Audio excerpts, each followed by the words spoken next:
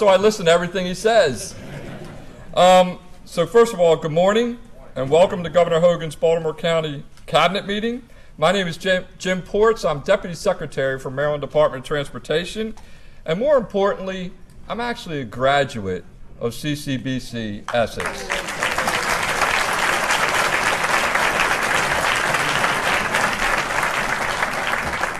Although back then it was called Essex Community College. Sorry, Phi Theta Kappa. I want to thank and recognize President Sandy Curtinis of CCBC for hosting us today. Where is she? There she is.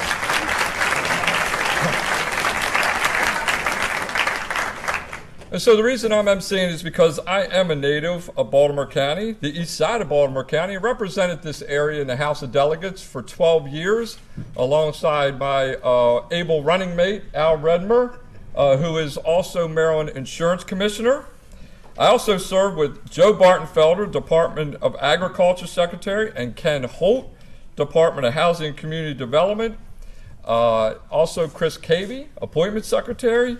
And many other members of the Hogan administration, believe it or not, are from Baltimore County. So Baltimore County is very well represented. So on behalf of the entire Hogan-Rutherford administration, we would like to thank you for joining us today. And we'll get started this morning by having a presentation of colors by the Maryland National Guard, followed by the national anthem by CCBC Choral Group, and the Pledge of Allegiance by Boy Scout Troop 745 of Essex, Maryland.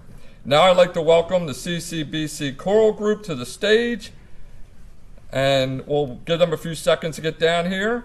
And I'd also like to welcome the Boy Scout Troop 745 of Essex, Maryland.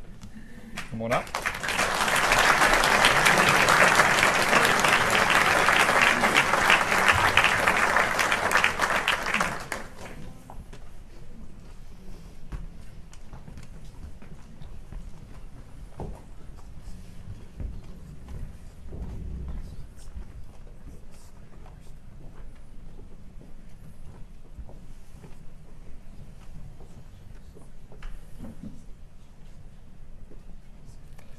And now, please rise for the presentation of colors.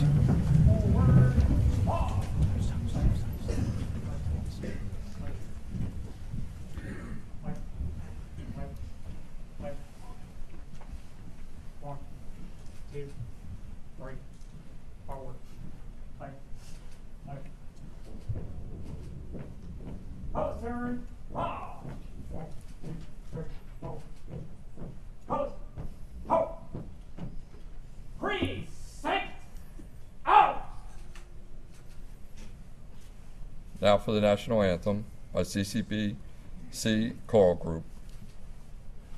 Oh, say, can you see by the dawn's early light what so proudly we hailed at the twilight's last gleaming, whose broad stripes and bright stars through the perilous fight o'er the ramparts we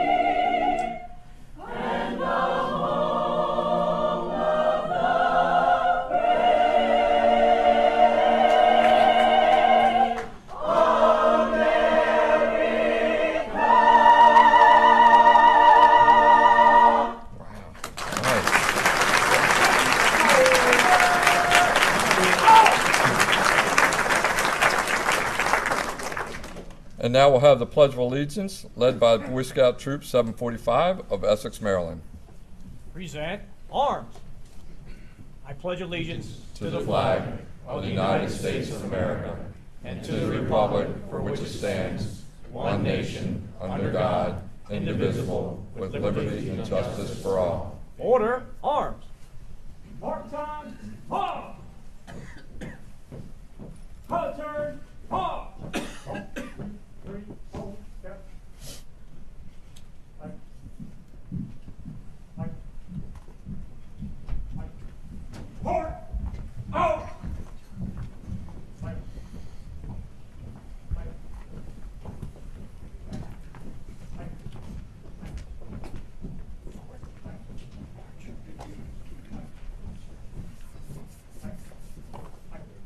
You can now be seated.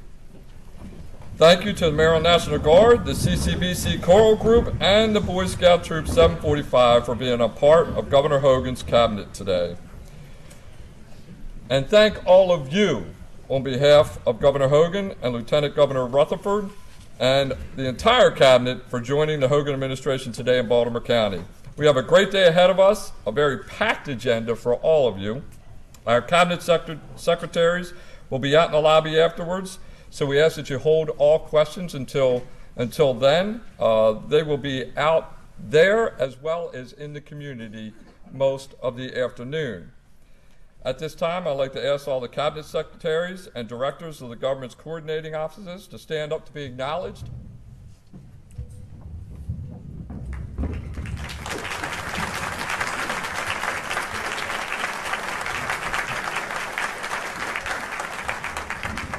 And we also want to recognize the other elected officials with us today. They've got a busy schedule in Annapolis, and so we ask them to stand to be recognized.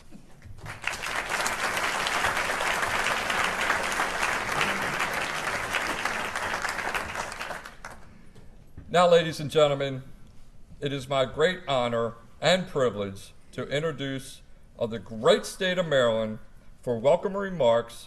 Help me give a warm welcome to Governor Larry Hogan. Good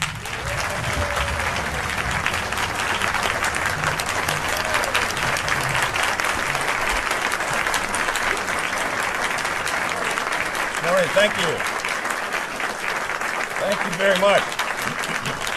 Wow, good morning. Good morning, thank you very much. Everybody's had their coffee this morning. That's a very enthusiastic welcome. Thank you so much. First of all, again, I want to thank Boy Scout Troop 745 of Essex, the Community College Choir, and the National Guard. Let's give them a big round of applause. Thank you. And I especially want to thank Dr. Sandra Curtinitis for welcoming us here from the president of the Community College of Baltimore County. I want to thank you for the great job that you do, and thank you for hosting us this morning for our regional cabinet meeting, along with Jamie Alvarez, the Essex campus director, and I know his assistant, Judy Woke, did a lot of the work, so we want to thank all of them for helping put this together, so thank you.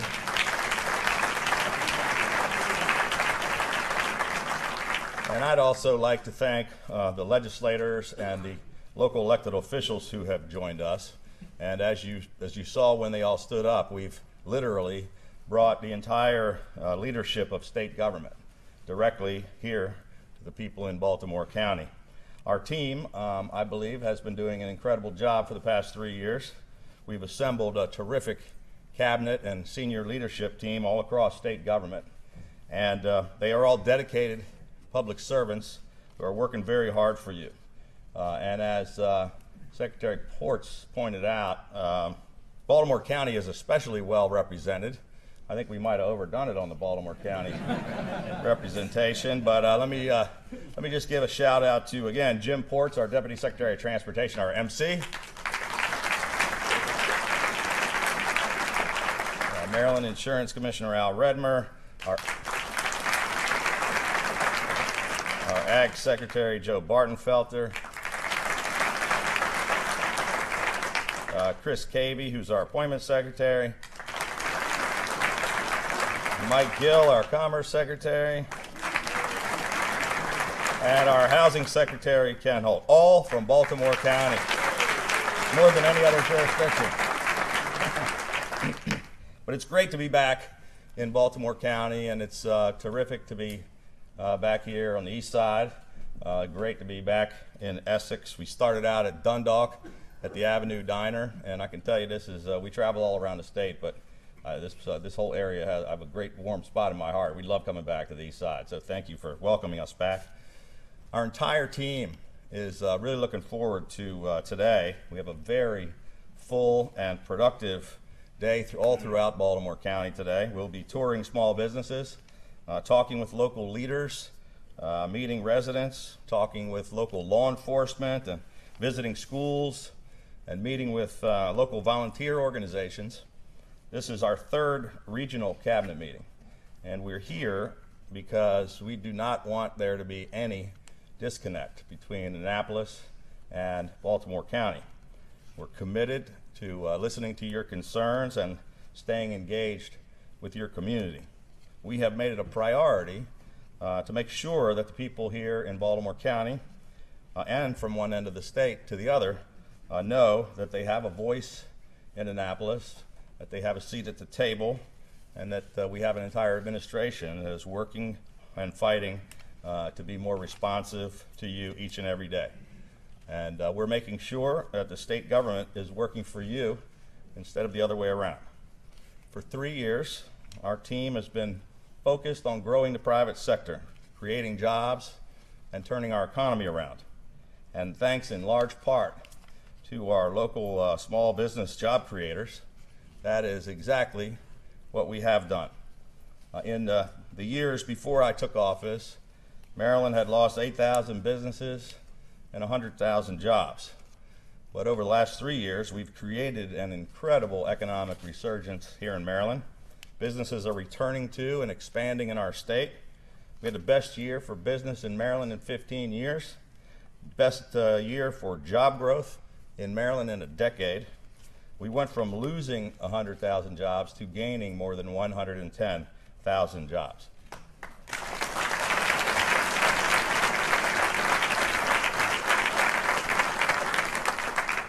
We went from last place to first place in the Mid-Atlantic region in job creation. We're growing jobs at one of the fastest rates in the entire country, and we've created an exciting economic resurgence. Maryland is open for business, and encouraging economic development and growing jobs here in Baltimore County has been a particular priority. We've been directly involved in bringing at least 45 new business projects to Baltimore County with a total investment of nearly $200 million. Just a few of the recent success stories are adding 1,000 new jobs at Under Armour's new e-commerce headquarters at Trade Point Atlantic, and 1,500 jobs at the new Amazon distribution facility. We convinced McCormick, an iconic 129-year-old Maryland company who was thinking of moving to Pennsylvania, we got them to stay here and expand here right in Baltimore County, retaining 800 jobs.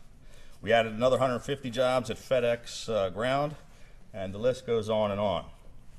Last year, we enacted the More Jobs for Marylanders Act to incentivize and encourage manufacturers to create jobs where we needed them the most. Under this new law, businesses, our new and expanding businesses, are receiving a 10-year tax credit for each new job they create. And the More Jobs for Marylanders Act took effect in June, and it's already been paying dividends and creating jobs in the areas of the state where we need them the most. To continue to incentivize even more investment and greater job creation across the state, last month we introduced More Jobs for Marylanders 2.0, which will expand the reach of this program into additional jurisdictions that need our help in growing more jobs. This expanded legislation also allows us to work with your local jurisdictions to identify your own individual economic development needs in order to provide targeted strategic state support to assist them. Counties will have the opportunity to designate up to 3 different industries or business sectors to be eligible for these tax incentives in their particular counties based upon their own local economic development goals and strengths.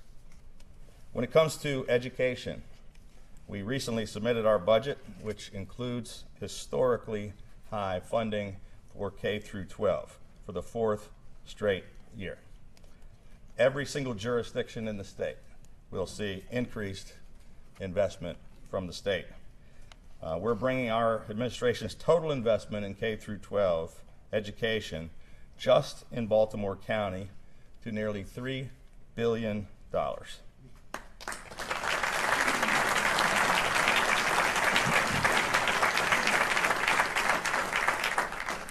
For 3 years, we've been working tirelessly to rebuild Maryland's transportation infrastructure, because after 8 years of neglect and mismanagement, and after $1 billion had been siphoned from the Transportation Trust Fund, we had crumbling roads and bridges and some of the worst traffic in the nation.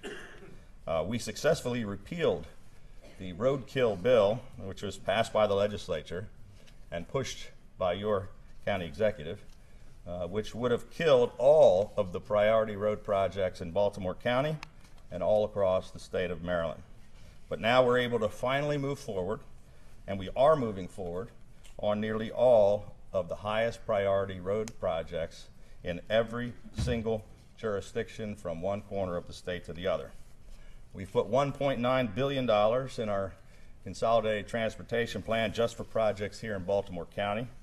This includes our investment of more than $250 million towards traffic relief on I-695, over $62 million to widen I-695 all the way from US 40 to Route 144, more than $25 million for improvements along US 1. Statewide, we've already repaved more than 8,000 lane miles, more than 1/3 of the entire state highway system. We put $14.8 billion in our consolidated transportation plan, and right now, this morning as we sit here, we have nearly 1,000 transportation projects totaling $9 billion that are currently under construction from one corner of the state to the other.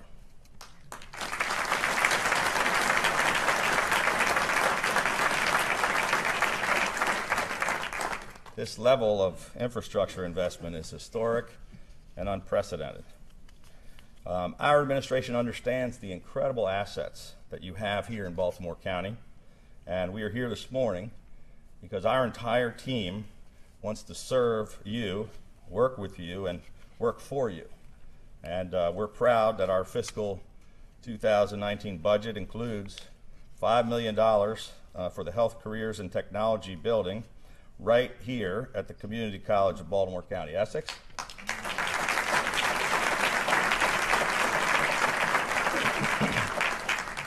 $62 million for the UMBC Interdisciplinary Life Sciences building, $60 million toward a new science facility at Towson University, and $12 million for the new Catonsville District Court project. We heard the outcry from local residents when it came to the midge infestation that has been plaguing the Back River area of Baltimore County, and the county refused to address this problem. So last summer, I signed an executive order directing the Maryland Department of Agriculture in partnership with the Maryland Department of Natural Resources to begin eradicating the infestation of midges on the Back River. Our latest budget includes $47 million for improvements to the Back River headworks projects, which will solve the much-needed long-term solution to the infestation of midges that has plagued local neighborhoods and businesses throughout this area.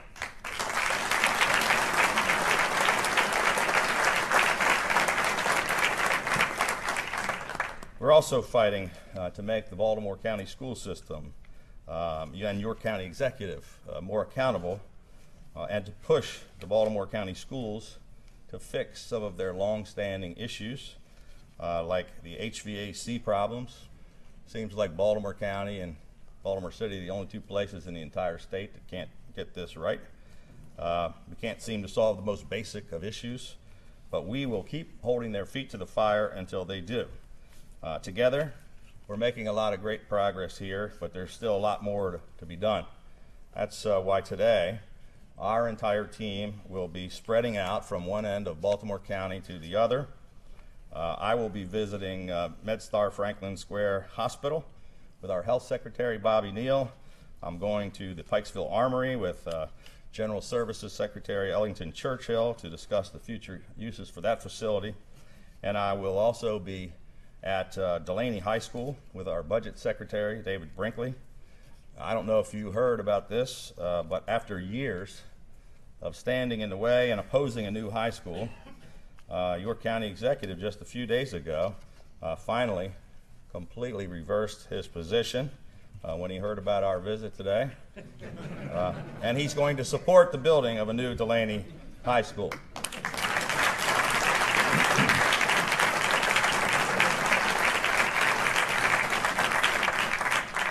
I'm not sure if he saw the light or he felt the heat, but either way, we are happy that he changed his position. The Lieutenant Governor and I and our cabinet and our entire senior leadership team have nearly 100 meetings and visits in Baltimore County just today, and we'll be from one end of the county to the other.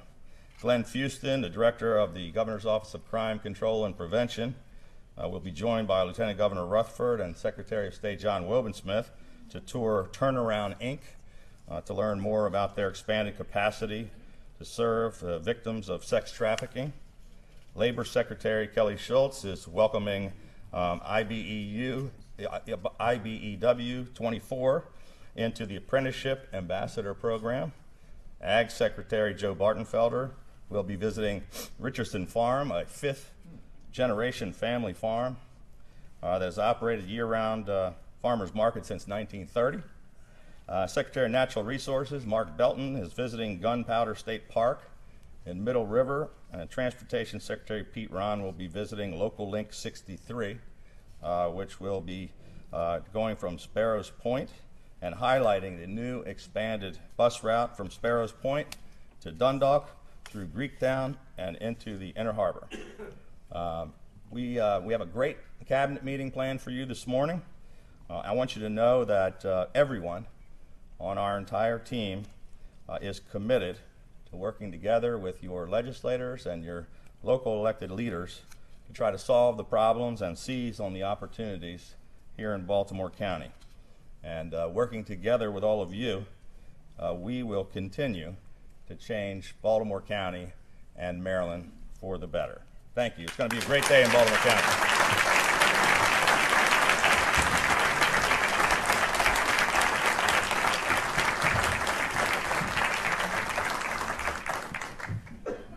Wow. Well, you know what? Leaders lead. And if he was feeling the heat, Governor, I hope he was staying in an air-conditioned building, but I doubt it. So, as one of his first acts in office, Governor Hogan tasked Lieutenant Governor with heading the Heroin and Opioid Emergency Task Force. The task force advises and assists the governor in establishing a coordinated statewide and multi-jurisdictional effort to prevent and treat and significantly reduce heroin opioid abuse in the state. Lieutenant Governor Rutherford will brief you on the Hogan administration's ongoing efforts in fighting the heroin crisis. Now it's my privilege and honor to introduce Maryland's Lieutenant Governor, Boyd Rutherford.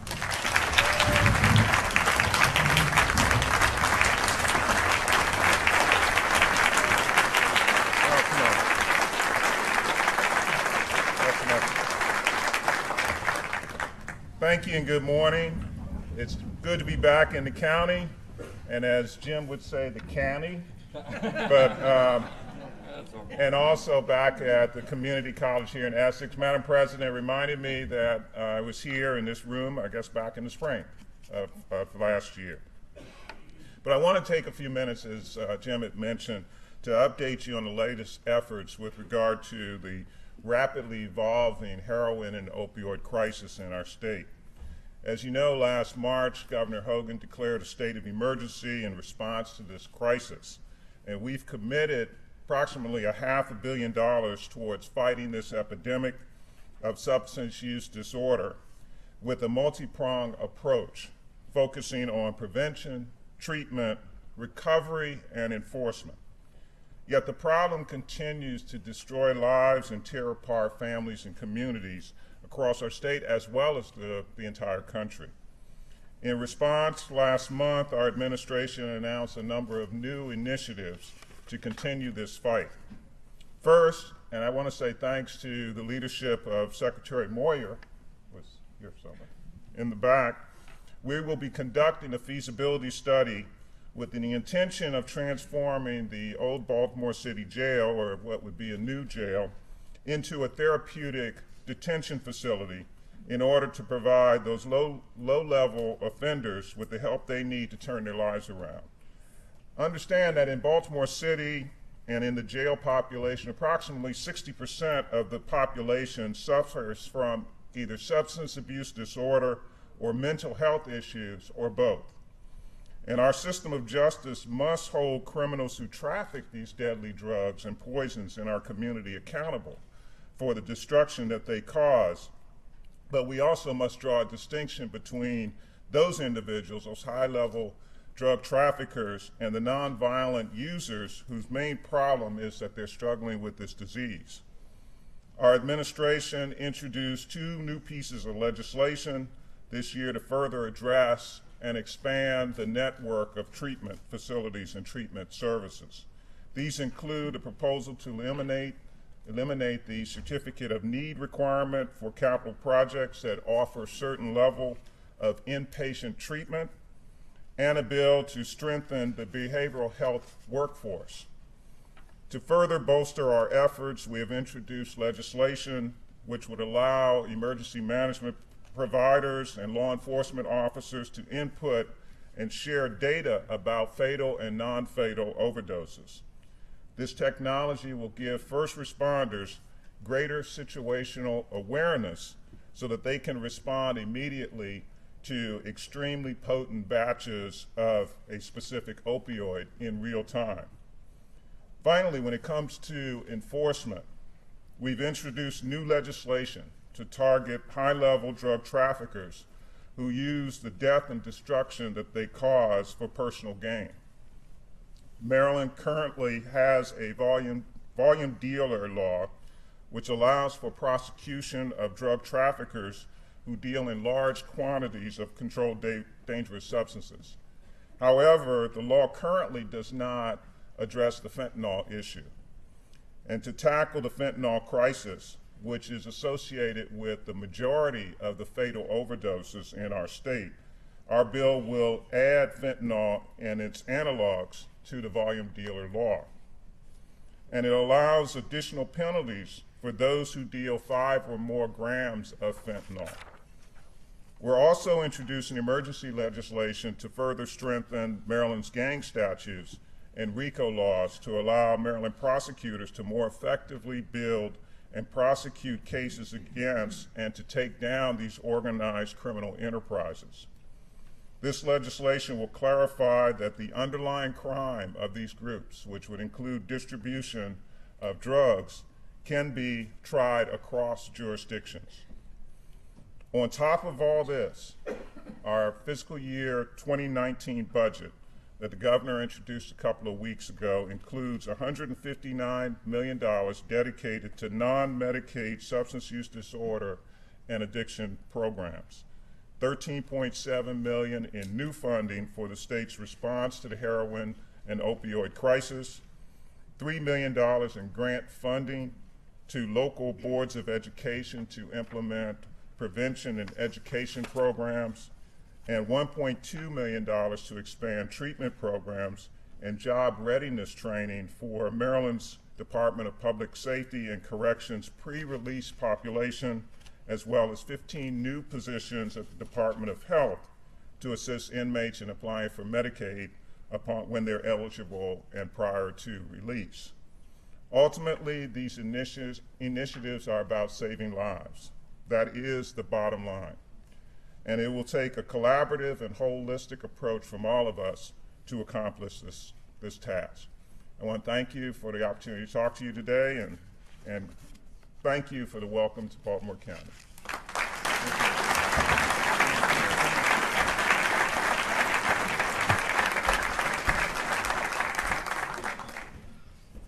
So another great leader from Governor Hogan's promise during the campaign that he was going to fight this. He was leading this issue way before the rest of the country was. And we thank Lieutenant Governor Rutherford for his leadership. Now we'll be presenting governor's citations to members of the community that exemplify a commitment to service and continue to make Baltimore County and the entire state of Maryland proud. When your name is called, please come to the stage to be recognized. Pathfinders for Autism.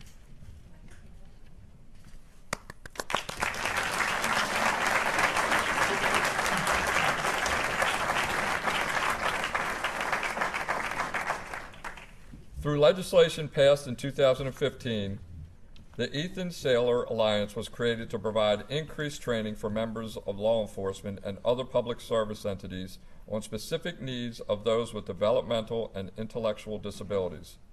Pathfinders for Autism, in collaboration with the Ethan Saylor Alliance, have established a reputable presence among the law enforcement community, all without any cost to Maryland law enforcement. So let's give him a few minutes and we'll give him another round of applause with the governor.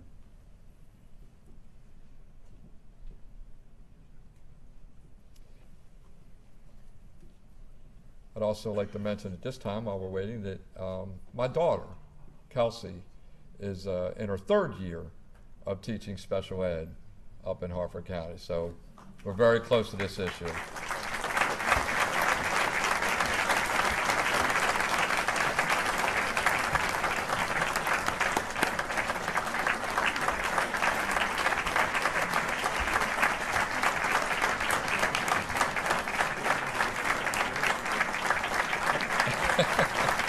I didn't know you guys changed that.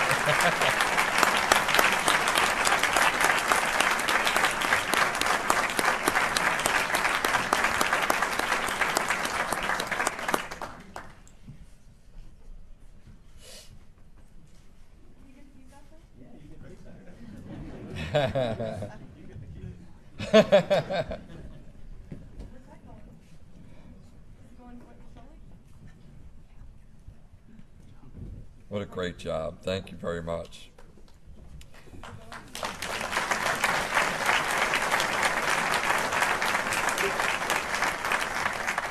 Back River Restoration Committee.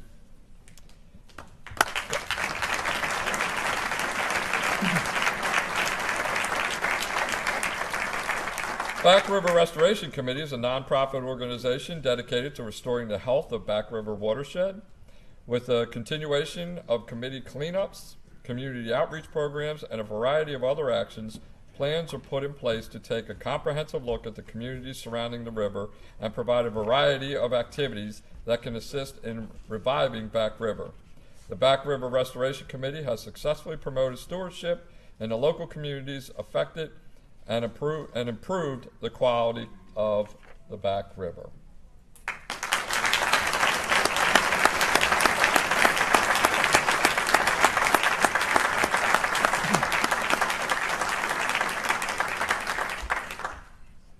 Saw you folks over at the diner too, right? Yes. And I want to say this. I hope Governor Hogan ate something before he got to the diner, because I guarantee he couldn't eat once he got there. Because I tell you what, you'd have thought a rock star walked into that building, because everybody wanted to touch him. What a great sight that was. Next in line is Robert Ramaka. Yeah.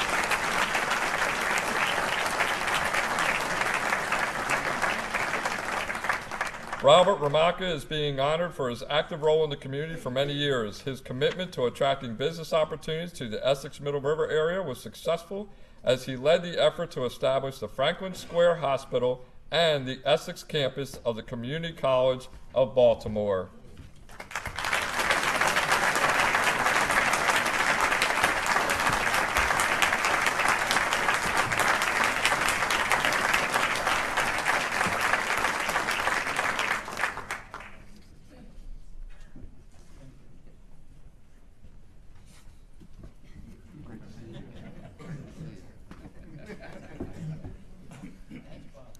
Okay, Frank Bonsall.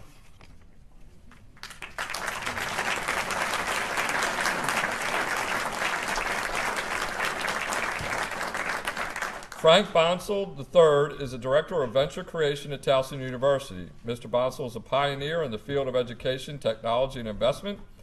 He has an impressive 25 years of experience advancing innovation and productivity in and around education. As Director, Mr. Bonsall has helped hundreds of entrepreneurs. His direct investment experience includes nearly 30 educational companies whose solutions have impacted tens of millions of people. Thank you.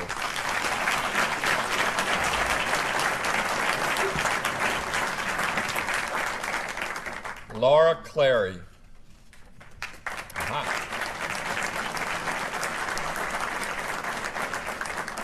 Laura Clary received her nursing degree from the Community College of Baltimore County School of Health Professionals in 2008, and since then has spent her career working in Baltimore County hospitals.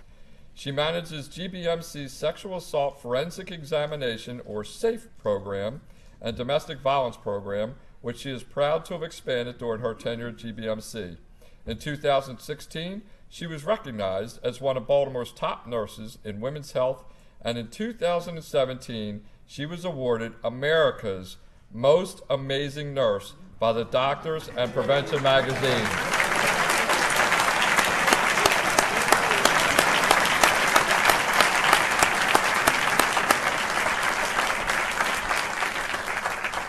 And I just want to say, where'd you get that education?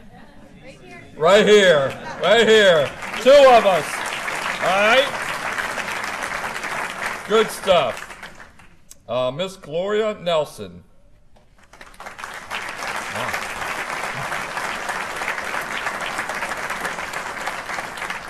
As president of the Turner Station Conservation Team, Miss Gloria Nelson has played a critical role in the success of the local community.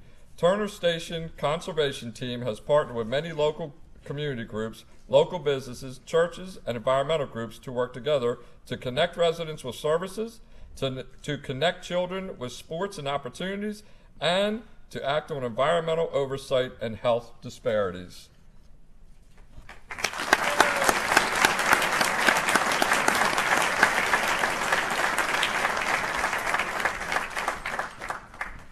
Kelly Seabor.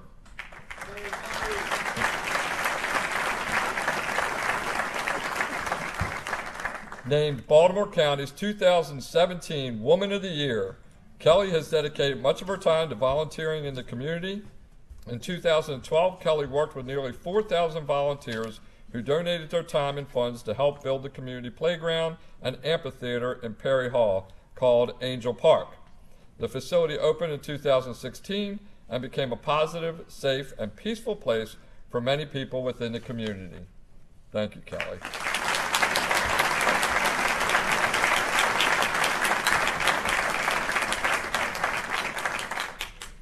David Bell.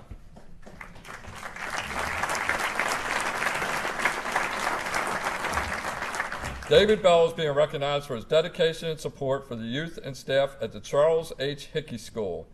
During a recent emergency situation, David remained at the facility for over 40 hours to ensure the well-being and safety of the youth. Unfortunately, David could not be here today. Accepting the award on his behalf is his colleague, Joseph Hester.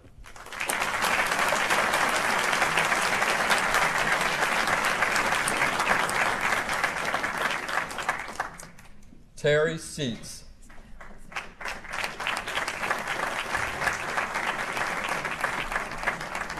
Terry's current roles are Chair of Baltimore County Commission on Disabilities and Peer Network Director of the National Spinal Cord Injury Hotline at Kernan Hospital. Terry has been serving for 25 years as a leader and advocate for those with disabilities in the Baltimore County community.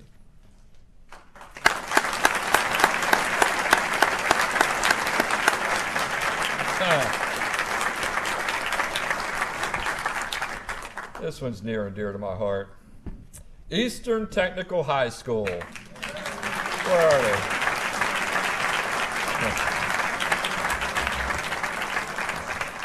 Our last community citation is to congratulate the Eastern Tech High School boys soccer team who won the 2017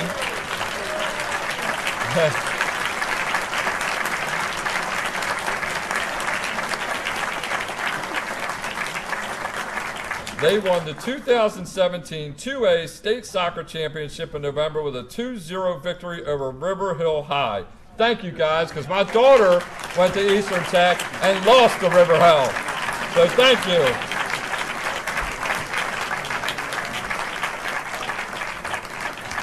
But listen to this. This is incredible. The team had an 18-0 record with a season-high 61 goals and 13 shutouts. This is the first boys soccer state title in school history. Go Mavericks!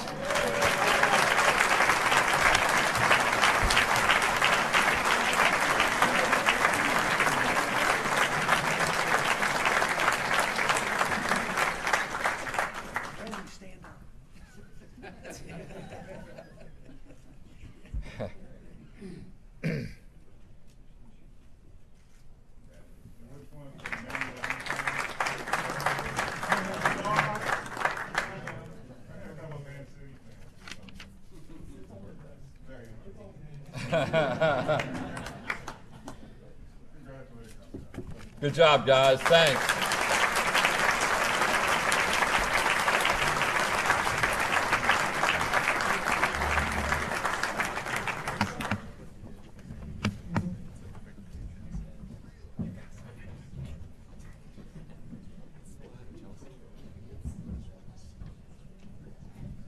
Okay.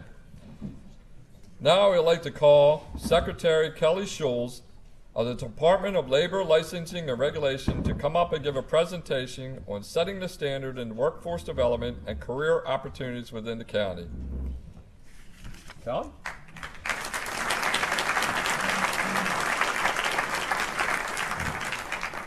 It's hard to follow a soccer team, but good morning to everybody, and I want to say thank you, first of all, to the governor and to the lieutenant governor for allowing me to talk about some of the good news that's happening within the agency. I also would like to thank Dr. Curtinitis, who has been a transformational partner with the agency, along with other community colleges, but this is not my first time here, and it certainly will not be my last, Doctor, so thank you very much for your hospitality. As you know, workforce training is a very important part of what we do in order to be able to influence economic growth and be able to capitalize on what we do within our economic environments. But let's not forget that our workers are one of our most greatest assets. So thank you. So over the last 3 years, the Department of Labor has been extraordinarily busy in being able to capitalize on some of our innovative ideas. Thank you to Governor Hogan and to Lieutenant Governor for their visionary review of what we are wanting to be, which is the best, most innovative workforce state in the nation. And I believe the last 3 years have proven that, as you can see from some of our extraordinary numbers above. So, about 20% increase in the number of apprenticeships over the last year. And why is this important? It's important because we have to directly address the issues that the industry is relating to and what they need in order to be able to attract the best, most qualified candidates for their positions. But we also need to be able to directly connect those workers with those industry partners to make sure that we have the best, most talented workforce in the nation. Over the last 3 years, we have created more than 230 registered occupations in both traditional and non-traditional industries. Obviously, our traditional industries, such as the construction world, our non-traditional industries like information technology, digital and social media, biotechnology, healthcare, arborists, machinists, industrial maintenance, and the list goes on and on. Over the last 14 months, 17 new registered apprenticeship programs have been created, and even as importantly, 9 more have been reactivated. Those programs and those partners that have been deactivated over the course of 10, 20, maybe 30 years until our agency reorganized our Department of Apprenticeships, and we put them to work, and we brought our partners back into the game. This year, we created a Maryland Apprenticeship Ambassador Program, recognizing those organizations that have routinely and throughout the course of many years been partners of the Department, of the state, and of the workers in order to be able to move forward with what we need to do in order to be able to create that workforce of the future. I want to point out some of our Baltimore County partners. Ralloyd Machine Company, this is a notable reactivation. They had been inactive for 25 years. We just reactivated them in January of 2018, and they are currently in the process of bringing on new registered apprentices in the manufacturing community. The International Brotherhood of Electrical Workers, IBEW, Local 24, has a large skilled trained program and was Maryland's first apprenticeship sponsor. The Baltimore County Skilled Trades Program, through the Associated Builders and Contractors of Metro Baltimore, they were Maryland's second sponsor. And of course, the Plumbers and Steamfitters Local 486. I want to give a special shout out to my colleague, Secretary Mark Belton, who has taken the visionary lead in order to be able to create a new program and reactivating that, having to do with police officer occupations within the Department of Natural Resources. So obviously workforce training is very important, and the Earn Maryland program has been a national and international model for future workforce development. That means that we're going to all of our partners, we're going to every single industry and asking them what their needs are. And then we're working with them to create partnerships and to bring training organizations together in order to be able to provide skills and competencies that are directly related to those jobs that are in the need as of right now today. And I'm so excited because of the governor's leadership. We have taken a successful program and made it more successful. Last year, we doubled the investment into workforce training. We went from $4 million to $8 million. Thank you, Governor Hogan. And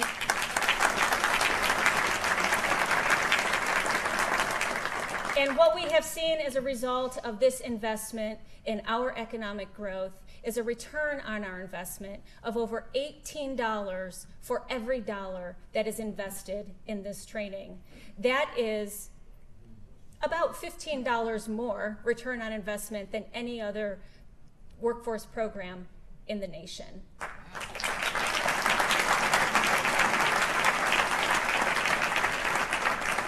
And what we have been able to do with the additional funds is to be able to create specific EARN programs. We've been able to create programs specifically in green jobs, $1 million coming to those programs, $3 million in cybersecurity and information technology, being able to focus on our advanced technology and our STEM occupations for those students.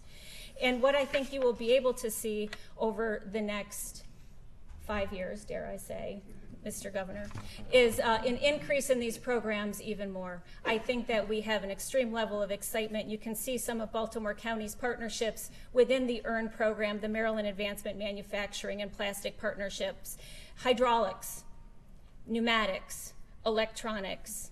Their return on investment is $17.79 for every dollar invested. The Healthcare Mentorship Baltimore program, it's working directly with foster and disconnected youth. 93% of the program graduates obtain employment on the day of their graduation. Automotive Technicians for Change. This is for returning citizens, for that population that we need to be able to provide additional opportunities. In automotive repair, prepares for automotive service excellence certifications. And interns who have completed the program have a 3% recidivism rate as compared to a 33% national recidivism rate. These programs work, Mr. Governor. I'm happy to be able to bring this to Baltimore County, and we look forward to continuing the good work of the administration.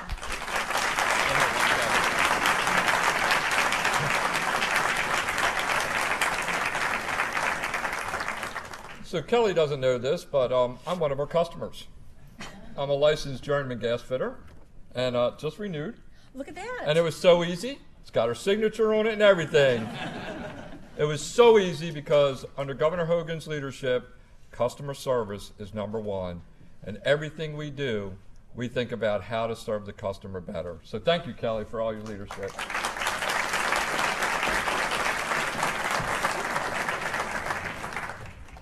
Now I would like to call Deputy Secretary Lance Shines of the Department of Information Technology to come up and present the new and extremely efficient licensing portal at the department that the department just rolled out.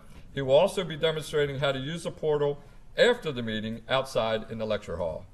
Lance?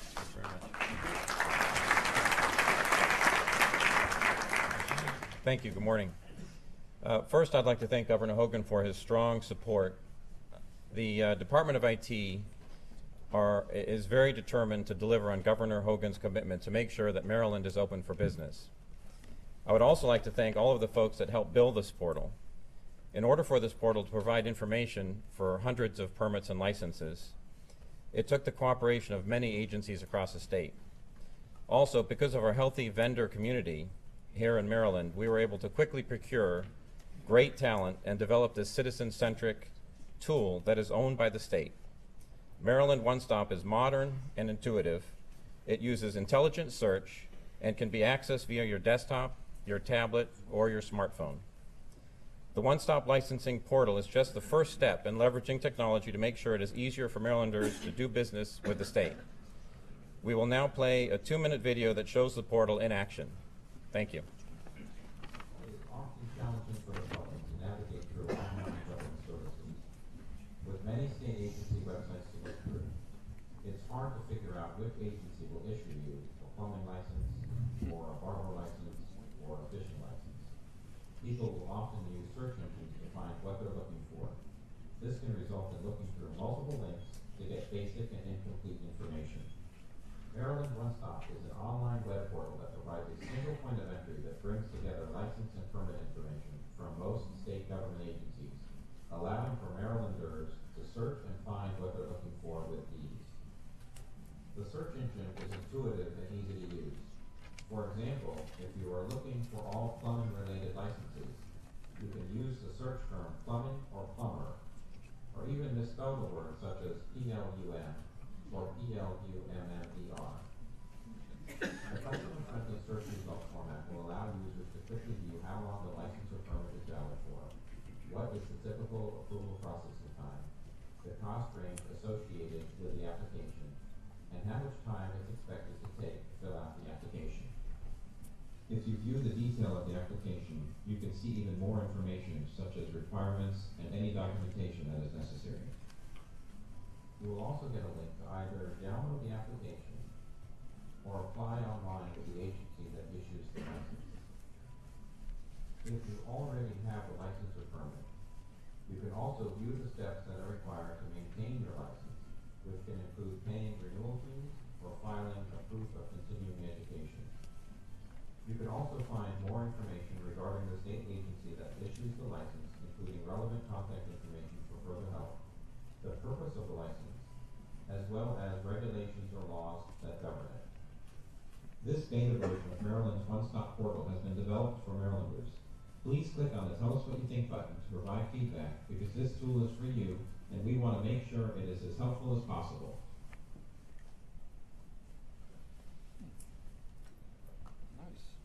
Thank you.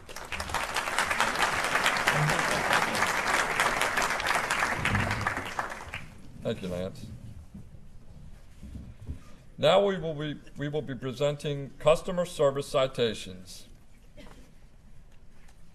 As I mentioned, one of Governor Hogan's first initiatives is customer service. And I tell you, when you think about how to do things for the customer instead of how to impact the bureaucracy easier, you think differently. So we'll be presenting citations to state employees who have been demonstrated consistent, outstanding customer service to the citizens of Baltimore County. Customer service, as I mentioned, is extremely important to the Hogan-Rutherford administration. In June of last year, the governor launched the Customer Service Initiative, a continuous program designed to foster improvements in customer service across the state Maryland agencies. When your name is called, please come to the stage to be recognized. Patricia Francis.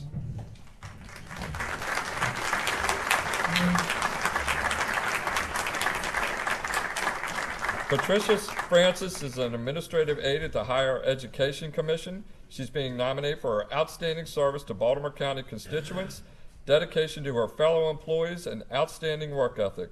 She is known for going above and beyond in helping students and parents. She is a team player and always willing to help out her fellow employees whenever and wherever she is needed. Thank you, Patricia. Jane Roger.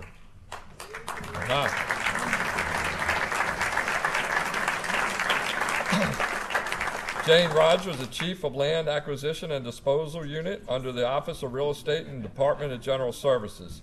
She's being nominated for playing an instrumental role in several projects with the department, including the Rosewood transfer, which took years of planning, negotiation, and dedication. Thank you, Jane.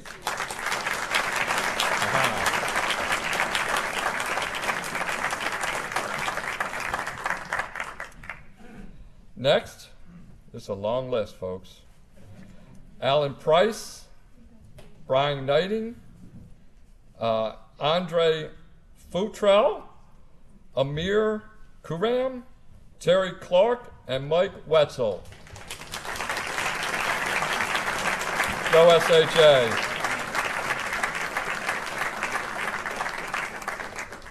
For those of you who don't know, our next group of individuals exemplifies what customer service initiative stands for. The Maryland State Highway Administration has positions called resident maintenance engineer. These are the men and women who work directly with the community members when things need attention, like fixing potholes, grass cutting, litter, snow, etc. In Baltimore County, we happen to have an exceptional group that are all high performers. This year, we had a vacancy gap in the beginning of the winter in Prince George's and Montgomery counties, and this group stepped up to make sure we had no public safety issues with the vacancy and took a double workload to manage not only Baltimore County, but both of the other counties as well. In turn, each one of these members took on extra workload with enthusiasm and a smile. They do an outstanding job with our community every day.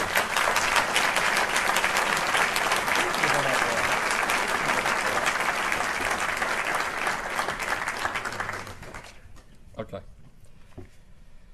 Now I'd like to call Secretary Pete Ron, the Department of Transportation, to come up to the stage to provide an update on how the Hogan administration has invested in infrastructure in Baltimore County. And what you need to know about Pete is he only gets 5 minutes. So that boss and this boss are putting me between a rock and a hard place. Good luck. Good morning. I had been told he had special dispensation from the governor to control me. So that was, I have to tell you, Jim Ports is an amazing public servant, and I am so fortunate to have him within the department, because I can tell you he knows the state very well, but he really knows Baltimore County, and we're lucky. I've been a little standoffish today. I have to warn you, I've got that bug, and so I've not touched anybody. I've stayed away, and I really, and I have to tell you, I really was thinking of just staying in bed today. And then I remembered seeing the governor go through chemotherapy and watch him get up basically off the back of a bus, laying down, and come out and deliver, I mean, tremendous support of transportation issues, and knowing that he felt absolutely horrible. And if the governor can do that, I certainly can deal with a bug for that now. And I did comment, Governor.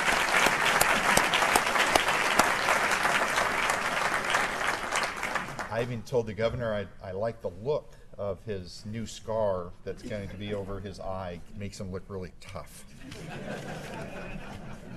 Not that he needed to be any tougher, I can tell you.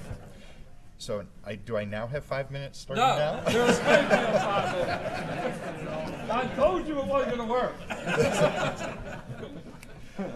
So within the Baltimore region, we have made huge investments.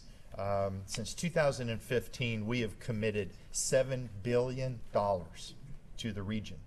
This is a major investment to, number one, get our system in better condition, but also targeting congestion. And so what you can see here is for the governor's Baltimore Traffic Relief Plan, We have investments in I-695 so that we will be able to use the inner shoulder during peak traffic times. Reconstructing the I-695, I-70 interchange, the triple bridges, which is a huge choking point within the region. I-95 express toll lanes northbound are going to be expanded, and we are working with the U.S. Department of the Interior to acquire the rights of way to 295 so that we can add express lanes for this critical link between Washington and Baltimore. At the Helen Dillich Bentley Port of Baltimore, the only thing you can say is, wow. It is amazing what is going on out there. Record-breaking 2017, nearly 600,000 containers, 10.7 million tons of general cargo, and an amazing 800,000 vehicles coming through that port. 800,000. These are the kinds of activities that create good paying jobs for the region and especially Baltimore County. And I have to tell you, Jim White is doing an amazing job out there. Transit service to Tradeport Atlantic. The governor had mentioned this morning. And to let you know what it takes to deliver service to jobs, which is what we have been directed by the governor to concentrate on, and tell you that we have added 47 trips each workday to be able to get people to the jobs that have been created out there. Under Armour, Amazon, and I'm leaving one out. FedEx, sorry, and FedEx. Good paying jobs, and it's important that we get people to jobs, and that's what we are focused on. And then lastly, the Essex office here was the first in the state to combine MDOT MVA with DNR. We did that in the spring of 2017. Since that time, this one-stop shop approach has meant that people can go to the MDOT MVA office and be able to get licenses like their boat trailers, driver's license, fishing license, and hunting license, all in one single location. And to give you an idea, if you're not a boat owner, what it used to mean is you had to go first to DNR and get your boat license, then you had to go to MVA and get your trailer license. Now it makes so much sense. 5,785 people have taken advantage of that right here in Essex. We are committed to providing exceptional customer service at MDOT, and I have to tell you, I apologize for our SHA workers who were just recognized. They do an amazing job. I want to keep you on the job. I don't want to give you anything from me, and so, but representing us extremely well. So thank you to everyone.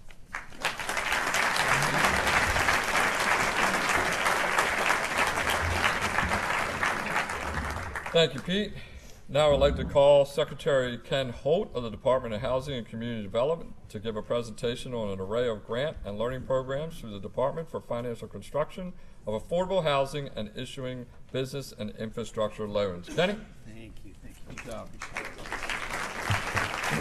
Good morning.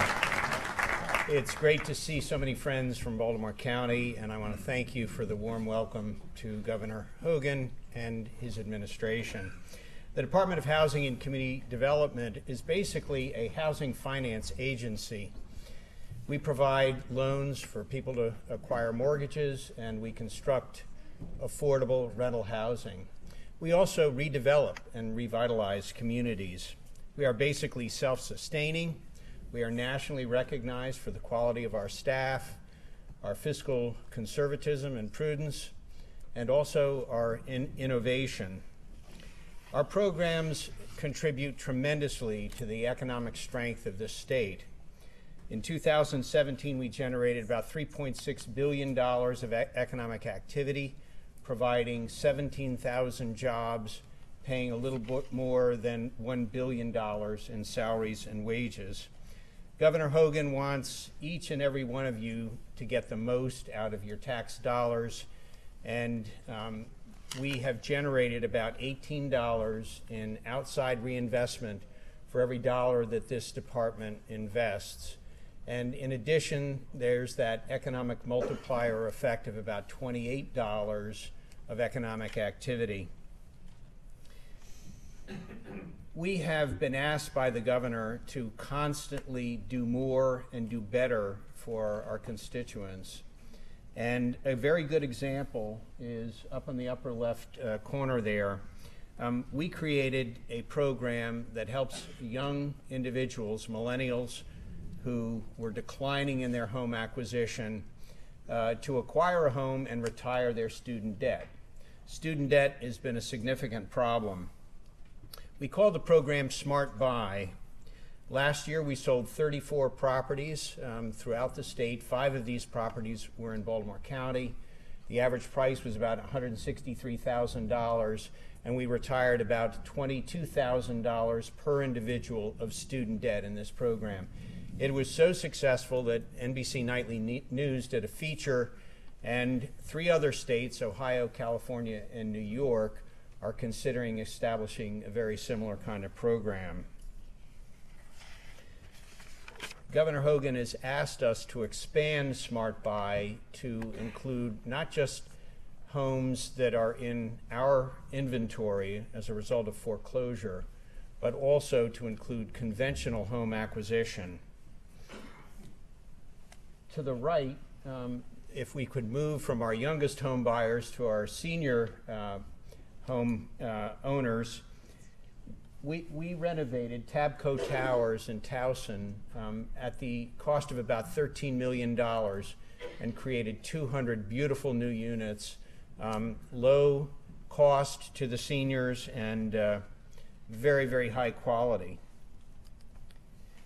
Throughout the entire state, in the first 3 years of the governor's administration, we have created over 11,600 affordable units in 105 projects statewide.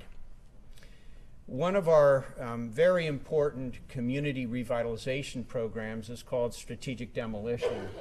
And on the lower left corner, you see what was formerly the Eastern Family Resource Center on the campus of Franklin Square Hospital that has been demolished through Strategic Demolition Fund and relocated in a brand new facility close by. We provided a little bit more than $1 million to help Franklin Square construct their new state-of-the-art, world-class surgical center. Dundalk is also a recipient of significant financial dollars through Strategic Demolition and through our Baltimore Regional Neighborhood Initiative. And they are considered a Main Street sustainable community. Between 2016 and 2018, we provided about $2 million to support 13 different projects that were sponsored by the Dundalk Renaissance Corporation.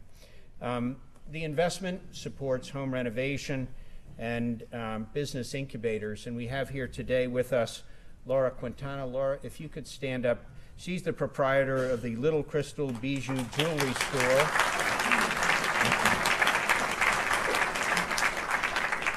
The Little Crystal Bijou Jewelry Store was originally a pop-up shop and is now a thriving commercial success in Dundalk. It was recognized by Baltimore County as the best new business. And with Valentine's Day just around the corner, I hope you'll visit. That's a commercial. We are going to replicate this model all across Baltimore County, and we're working with Essex right now to secure a sustainable community designation in order to increase capital into the area and assist with commercial growth. So I'd like to thank you all for your support, and to quote the governor, the Department of Housing and Community Development is open for business.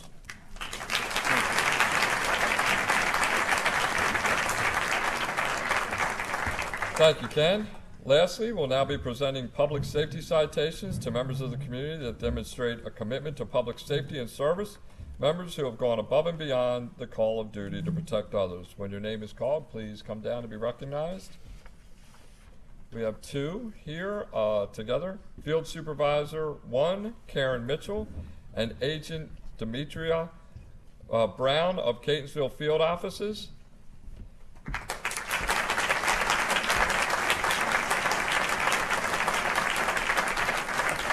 On April 7th, an offender reported to Catonsville office to see his agent. While waiting in the waiting room, he was observed being suffering from an active overdose.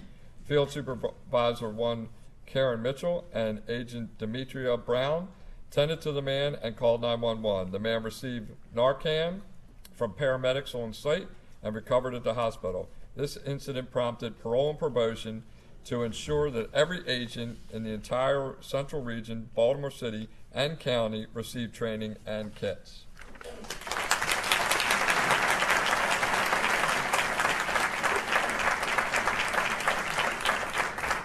And next, we have Agent Monica Jackson of Owings Mills Field Office.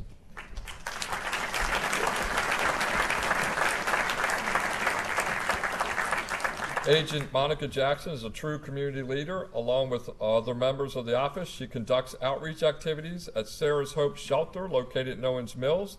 They have collected clothing, blankets, sheets, and essential items needed for residents of the shelter. Thank you, Agent Jackson.